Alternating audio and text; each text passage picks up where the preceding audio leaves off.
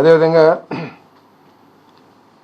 కాకినాడలో మెసెస్ Jos కాకెరెల్ green కో hydrogen solutions private limited సంస్థ కాకినాడలో ఏర్పాటు చేసి తద్వారా 2 గిగావాట్ ఎలక్ట్రోలైజర్ తయారీ సౌకర్యాన్ని కల్పించేందుకు ఇంధన శాఖ చేసిన ప్రతిపాదన మంత్రిమండలి ఆమోదం తెలిపిందని చెప్పేసి మనం చేస్తామని.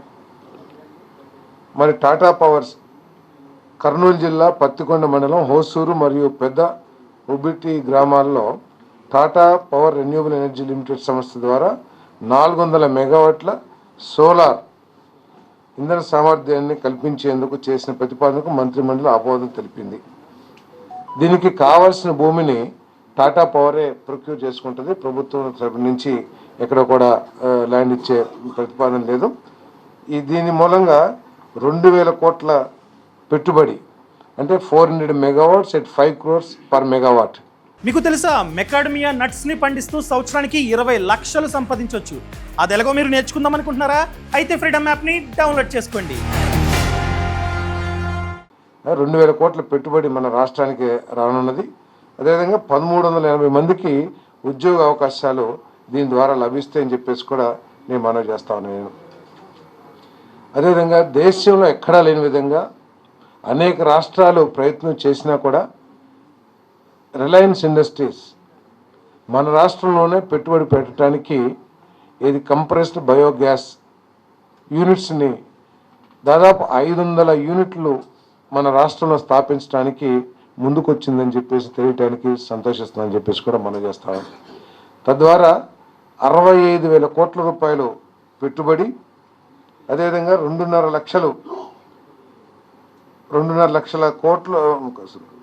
లక్షల మందికి ఉద్యోగ అవకాశాలు కూడా లభిస్తాయని చెప్పేసి మనం చేస్తా ఉన్నాను. 11,000 మెట్రిక్ టన్నులు కంప్రెస్డ్ బయోగ్యాస్ తయారీ అవుతుందని చెప్పేసి కూడా తెలియజేస్తాము. దీంట్లో ఏంటంటే ఇప్పుడు దాకా మనందరం కూడా ఈజ్ ఆఫ్ డూయింగ్ బిజినెస్ గురించి ఈ పారిశ్రామిక రంగాల్లో ఈ ప్రపంచంలో డిస్కస్ చేస్తూ ఉండేవాళ్ళు. ఈజ్ ఆఫ్ డూయింగ్ బిజినెస్లో మాకు ఫస్ట్ ర్యాంక్లో ఉన్నావా లేకపోతే సెకండ్ ర్యాంక్లో ఉన్నామని చెప్పేసి చెప్పుకుంటుండేవాళ్ళు. కానీ ఈరోజు చంద్రబాబు నాయుడు గారి ప్రభుత్వం ఈజ్ ఆఫ్ డూయింగ్ బిజినెస్కి అదనంగా స్పీడ్ ఆఫ్ డూయింగ్ బిజినెస్ తన చర్యల ద్వారా నిరూపిస్తుందని చెప్పేసి నేను మనవి చేస్తాను. ఎందుకంటే ఈ రిలయన్స్ ఇండస్ట్రీస్ మన రాష్ట్ర ప్రభుత్వంతో 12/11/2024 MOU సైన్ చేసింది. అంటే ఎన్ని రోజులు? కేవలం నెల 10 రోజులు మాత్రమే, నెల 15 రోజులు.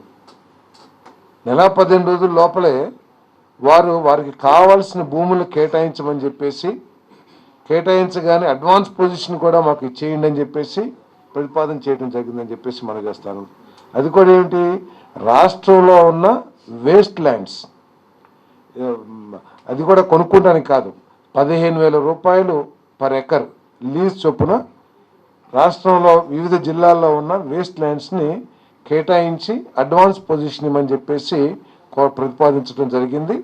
అంతేకాకుండా ఈ వేస్ట్ ల్యాండ్స్ సరిపోకపోతే రైతుల దగ్గర నుంచి వారే పర్ ఎకర్ 30,000 రూపాయలు లీజ్ చెల్లించి రైతులకి ఆ భూమిని వారు సేకరించుకుంటారు. అంటే 11,000 టన్నుల CBG తయారు అంటే కంప్రెస్డ్ బయోగ్యాస్ తయారు చేయడానికి కావాల్సిన భూముల్ని అంటే నేపియర్ గ్యాస్ ఇదంతా కూడా పెంచాలి, గ్రాస్.